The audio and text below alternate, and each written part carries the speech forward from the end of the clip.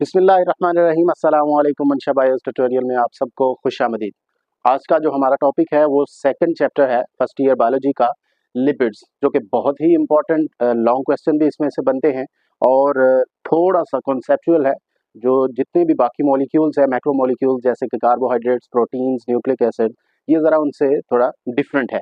वो डिफरेंट किस तरह से है वो हम देखते हैं। तो चलते हैं लिपिड्स की तरफ। लिपिड्स जो हैं नॉर्मली हम इनको कहते हैं they are heterogeneous group of compound. Heterogeneous group of compound का मतलब है कि ये एक जैसी नस्ल, एक जैसे मॉलिक्यूल से मिलकर नहीं बने। इनका जो बेसिक बिल्डिंग ब्लॉक है वो सेम मोनोमर से मिलकर नहीं बना। जैसे प्रोटीन में होता है अमीनो एसिड, या कार्बोहाइड्रेट में होता है ग्लूकोज या शुगर के मॉलिक्यूल। तो इनमें एक से ज्यादा किस्मों के जो मॉलिक्यूल्स लगे हो सकते हैं इनके बेसिक यूनिट के साथ। That's why heterogeneous group of compound है। और दूसरा रिलेटेड टू फैटी एसिड, तो यानी कि इसमें बेसिक आप कह लें स्केलेटल जो मॉलिक्यूल है वो फैटी एसिड हो सकता है। व्हाट इज फैटी एसिड, इसकी कंपोजिशन क्या है, ये कैसा नजर आता है, ये हम आगे देखते हैं। तो तीसरी इसकी जो प्रॉपर्टी है वो ये है कि ये हाइड्रोफोबिक होते हैं। जितने भी लिपिड्स हैं वो वाटर इनसॉल्युबल होते हैं, वाटर सॉल्युबल नहीं होते, पानी को अपने से दूर भगाते हैं। और इसी तरह से ये फिर किनके अंदर सॉल्युबल होते हैं, सॉल्युबल टू ऑर्गेनिक सॉल्वेंट। अब ऑर्गेनिक सॉल्वेंट में जैसे ईथर है, अल्कोहल है, बेंजीन है, क्लोरोफॉर्म है, इनके अंदर ये सॉल्युबल होंगे। और उसके बाद जो मोस्ट इंपॉर्टेंट चीज जो अभी हमने शुरू में बयान की कि ये नॉन पॉलीमेरिक हैं, एक जैसे सब यूनिट से मिलकर नहीं बनते। जो एक जैसे सब यूनिट से मिलकर बनते हैं वो पॉलीमेरिक होते हैं। पॉली बहुत ज्यादा रिपीटेड यूनिट एक ही जैसे जब चेन में बहुत ज्यादा जुड़ते हैं तो वो पॉलीमेरिक है, प्रोटीन है। लेकिन ये उन जैसा नहीं है, ये नॉन पॉलीमेरिक है। और इनमें सिर्फ टर्पिनाइड्स हैं जो कि सिंपल रिपीटेड यूनिट से मिलकर बनते हैं।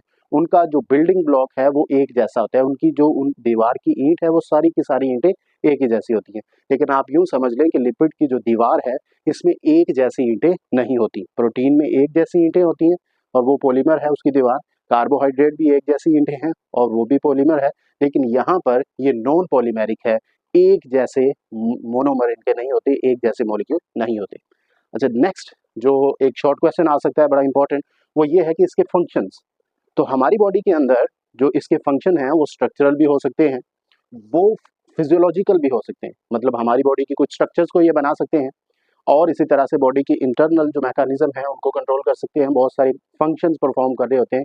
फिजियोलॉजिकल जो फंक्शंस हैं आपकी बॉडी के, उनको ये कंट्रोल कर रहे होते हैं।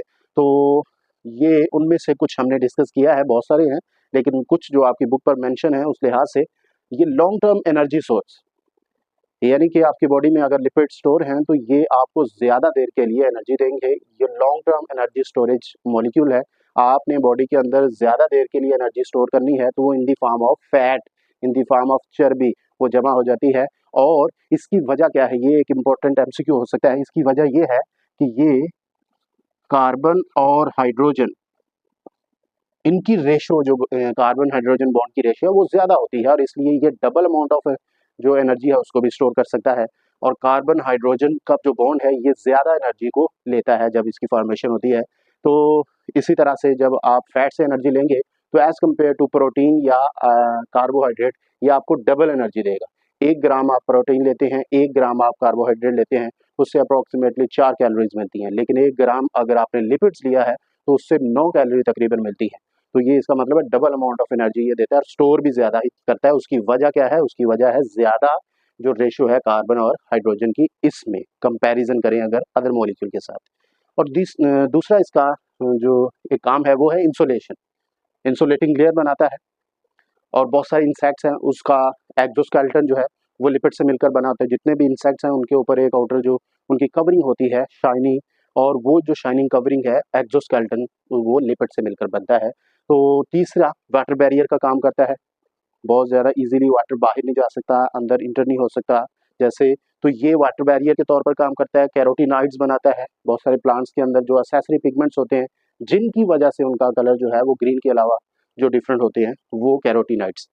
और एक और important function selectively permeable membrane, जितने भी सेल्स हैं उनकी जो मेम्ब्रेन है वो लिपिड बाइलेयर से मिलकर बनी है। ये हम सबको पता है, ये बहुत इंपॉर्टेंट बात है कि selectively permeable membrane due to the composition of membrane, और वो कंपोजिशन क्या है, लिपिड बाइलेयर। तो लिपिड क्योंकि हमने देखा कि यहाँ पर हाइड्रोफोबिक है, वाटर को इंसॉल्युबल करता है, ये वाटर इंसॉल्युबल है, तो इसका मतलब है कि इसके अंदर सिर्फ वही चीज़ें जा सकेंगी जो लिपिड सॉल्युबल हैं, उनको ये क्रॉस करने देगा। That's why selectively permeable membrane. अब दूसरा, इसकी कुछ एग्जांपल्स हैं, जैसे कि लिपिड्स में एसाइल ग्लिसराइड्स हैं हमारी बॉडी के अंदर, फॉस्फोलिपिड्स हैं, सेल मेम्ब्रेन, जितने भी सेल हैं उनकी मेम्ब्रेन में फॉस्फोलिपिड होते हैं, वो जो लिपिड बाइलेयर है वो एक्चुअली फॉस्फोलिपिड्स होते हैं, ये भी हम पढ़ेंगे। स्फिंगोलिपिड्स हैं, टर्पिनाइड्स हैं, वैक्सीज हैं, ये क्या है, किस तरह से बनती हैं, इनका काम क्या है और इनकी कंपोजिशन क्या है, वो हम सारे देखेंगे। तो फर्स्ट ऑफ ऑल जो लॉन्ग क्वेश्चन अलग से आ सकता है लिपिड्स में, वो है एसाइल ग्लिसरॉल। तो acyl glycerol one of the most important long question second chapter में से और मोस्ट इंपॉर्टेंट लिपिड मॉलिक्यूल है। तो एसाइल ग्लिसरॉल वर्ड से ही हमें पता चलेगा, इसके अंदर एक तो ग्लिसरॉल यानी कि अल्कोहल वो होती है, और दूसरा ये फैटी एसिड से मिलकर बनता है। तो ये दो चीज़ों का मजमुआ जो है ये एसाइल ग्लिसरॉल कहलाता है, फैटी एसिड और ग्लिसरॉल का।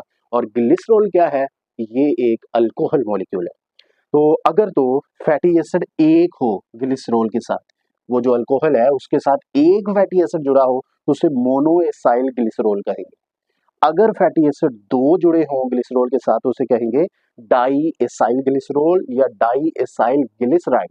और इसी तरह से अगर तीन फैटी एसिड जुड़े हैं एक अल्कोहल जो कि ग्लिसरॉल है उसके साथ, तो ये ट्राई एसाइल ग्लिसरॉल या ट्राई एसाइल ग्लिसराइड भी कहा जाता है। तो एक fatty acid mono acyl glycerol या ग्लिसराइड, दो fatty acid di acyl glycerol या ग्लिसराइड भी कह सकते हैं। तीन फैटी एसिड जुड़े हैं अगर अल्कोहल ग्लिसरॉल के साथ तो ट्राई एसाइल ग्लिसरॉल या ट्राई एसाइल ग्लिसराइड भी कह सकते हैं। क्योंकि ये कंफ्यूजन होती है, बाद दफ़ा बुक पे लिखा होता है ग्लिसराइड, तो आपने इसे कंफ्यूज नहीं होना।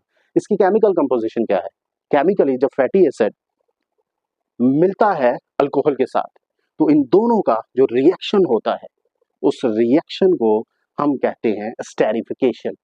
ऐसा प्रोसेस जिसमें फैटी एसिड और अल्कोहल मिल रहे हैं और मिलके ये वाटर को मॉलिक्यूल एक रिलीज करते हैं।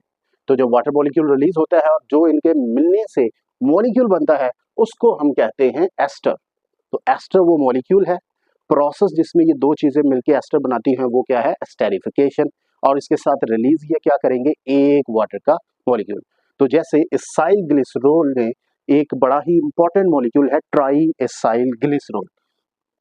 ये ट्राई एसाइल ग्लिसरॉल की ये कंपोजिशन हमने दिखाई है, इसको हम बना के देखते हैं कि किस तरह से ये जुड़ा था। ये हमने कहा फैटी एसिड का है, सॉरी अल्कोहल का सिंबल है और ये फैटी एसिड का। और अगर इसे ओपन फॉर्म में लिखें तो इस तरह से भी लिख सकते हैं, आर वो अल्काइल चेन है, कार्बन का कोई भी नंबर हो सकता है और वो कितना हो सकता है वो आगे हम देखते हैं फैटी एसिड की डिटेल में। ये देखिए ओपन फॉर्म में आप अल्कोहल को इस तरह से भी लिख सकते हैं, कार्बन डबल बॉन्ड ऑक्सीजन और एक तरफ हाइड्रोक्सिल ग्रुप, तो या इस तरह से भी लिख सकते हैं। तो जब हम ट्राई एसाइल ग्लिसरॉल बनाएंगे तो उसमें एक फैटी एसिड ये, इसको फैटी एसिड का ये फार्मूला है, एक फैटी एसिड ये और एक फैटी एसिड ये, ठीक है। तो ये फैटी एसिड जो हैं तीन जब जुड़ेंगे एक अल्कोहल के साथ तो ये क्या बनाएंगे, ट्राई एसाइल ग्लिसरॉल। तो एक फैटी एसिड का ये याद रख लीजिएगा सिंबल जो है फार्मूला, और ये जो ग्लिसरॉल है इसमें देखें एक दो तीन कार्बन है चेन में जुड़े हैं और उसकी एक तरफ जो है आपकी राइट साइड पर आपको नजर आ रहा होगा OH है और आपके लेफ्ट साइड पर H। तो राइट साइड पर तीन OH है, बाकी सारे H जो है उससे उसकी टेट्रा वैलेंसी जो है वो सेटिस्फाई की गई।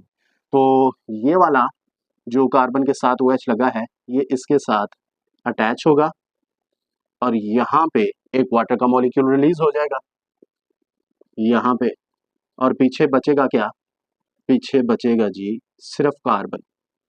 तो कार्बन डायरेक्टली लिंक किससे करेगा, ऑक्सीजन से। इसी तरह से यहाँ से भी वाटर का मॉलिक्यूल रिलीज होगा और ये याद रखिएगा OH अल्कोहल से लेना ग्लिसरॉल जो है और H आयन जो है वो एसिड से, फैटी एसिड से, और ये यहाँ से निकल के तो अगेन एक और वाटर का मॉलिक्यूल और पीछे जो है कार्बन अपने आप को सेटिस्फाई करने के लिए किससे अटैच हो जाएगी, ऑक्सीजन से। अगेन यहाँ से भी एक वाटर का मॉलिक्यूल रिलीज होगा और ये कार्बन ऑक्सीजन से अटैच हो गई। तो टोटल तीन वाटरों के मॉलिक्यूल रिलीज हुए और ये प्रोसेस के जरिए से क्या बना है, try acyl glycerol, try glyceride भी जिसे कहते हैं। तीन फैटी एसिड जुड़े हैं एक ग्लिसरॉल के साथ हर फैटी एसिड जब कार्बन के साथ अटैच होता है तो एक वाटर मॉलिक्यूल रिलीज होता है। क्योंकि 3 फैटी एसिड हैं इसलिए 3 वाटर मॉलिक्यूल रिलीज हुए और ट्राई एसाइल ग्लिसरॉल इसने बनाया। यहाँ पर एस्टेरिफिकेशन की ये सिंपल इक्वेशन भी है। ये अल्कोहल को शो किया गया है, ये फैटी एसिड को शो किया गया है। अल्कोहल और फैटी एसिड एंजाइमेटिकली क्या बनाते हैं, ये जो है ये एस्टर मॉलिक्यूल है, कोई भी हो सकता है, और साथ में वाटर मॉलिक्यूल रिलीज होगा। तो अब हम देखेंगे कि ये जो फैटी एसिड है ये किस तरह का मॉलिक्यूल है, कैसे बनता है, इसकी टाइप्स कौन सी हैं, उनका फार्मूला क्या है, उनकी प्रॉपर्टीज़ क्या हैं और ये हमारी बॉडी के अंदर क्या कर रहे हैं। तो ये इंशाल्लाह इसे नेक्स्ट लेक्चर में हम डिस्कस करते हैं।